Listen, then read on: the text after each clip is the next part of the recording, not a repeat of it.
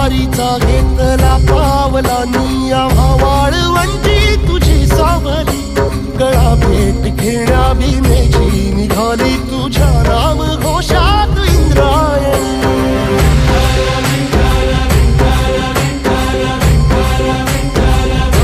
भिडे आसमंती ध्वजा वैष्णवांची उभी पंढरी आज नानावली तुझे नाव ओठी तुझे रूप धानी जीवाला तुझी आस गा लागली